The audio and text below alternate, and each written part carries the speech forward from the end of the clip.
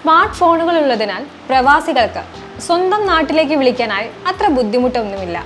Calling ആപ്പുകൾ download ചെയ്താൽ മാത്രം മതി. എന്നാൽ മറ്റുള്ള ആപ്പുകൾ ഡൗൺലോഡ് ചെയ്യുന്നതിനേക്കാൾ ഈസി ആയിരുന്നു വാട്സപ്പ് ഉപയോഗിക്കുന്നത്. പൊതുവെ എല്ലാവരുടെയും കൈവശം ഈ ആപ്പ് ഉള്ളതിനാൽ എവിടെ നിന്നായാലും ചാറ്റിംഗ്, കോളിംഗ് എല്ലാം പ്രാവർത്തികമായിരുന്നു. പക്ഷേ മിക്ക രാജ്യങ്ങളിലും വാട്സപ്പ് ആക്റ്റീവ് ആയിരുന്നില്ല. അല്ലെങ്കിൽ നിയന്ത്രണങ്ങളോടെ VPN ഉപയോഗിച്ചുകൊണ്ട് മാത്രമേ ഉപയോഗിക്കാൻ കഴിയുമായിരുന്നുള്ളൂ. എന്നാൽ ഇപ്പോഴിതാ ഒരു മുന്നറിയിപ്പ് വന്നിട്ടുണ്ട്.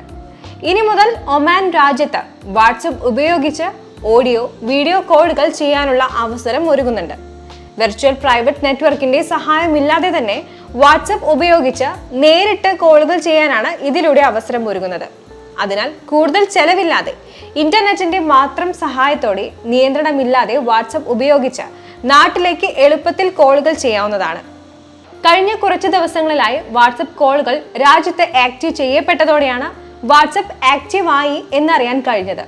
സാങ്കേതിക തടസ്സങ്ങളൊന്നുമില്ലാതെ നല്ല രീതിയിൽ വാട്സപ്പ് കോളുകൾ പ്രവർത്തിച്ചതായുമാണ് റിപ്പോർട്ട്.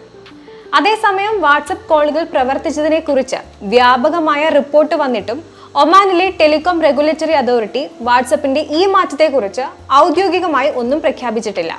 മാത്രമല്ല, ഈ പുതിയ മാറ്റം സ്ഥിരമായ സംവിധാനമാണോ അതോ താൽക്കാലിക സാങ്കേതിക പരിഷ്കാരത്തിന്റെ ഭാഗമാണോ എന്ന കാര്യത്തിലും വ്യക്തതയില്ല.